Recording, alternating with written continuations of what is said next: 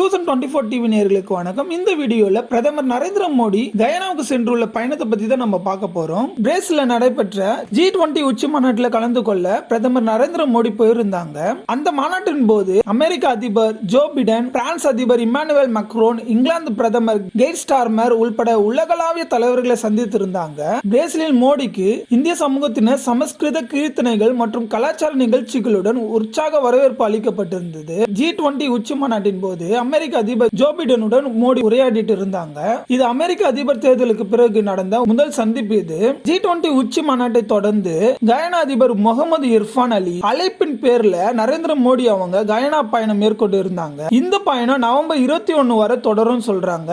56 ஆண்டுகளுக்கு பின் முதல் முறையாக ஒரு இந்திய பிரதமர் கயானா பயணம் மேற்கொண்டு இருக்காங்க. இது குறிப்பிடத்தக்கது. கயானா வந்தடைந்த மோடியை கயானா அதிபர் முகமது இர்ஃபான் அலி, பார்படாஸ் பிரதமர் மியா அமோர் மோட்லி, கிரேடனா பிரதமர் டிகன் மிட்செல் ஆகியோர் வரவேற்றிருந்தாங்க. கயானாவில் புலம்பெயர்ந்த இந்தியர்களும் மோடிக்கு உற்சாகமான வரவேற்பு கொடுத்திருந்தாங்க.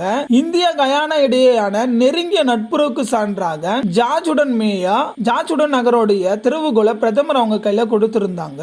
இந்த வீடியோ பிடிச்சிருந்தா நம்மளுடைய சேனல் சப்ஸ்கிரைப் பண்ணுங்க.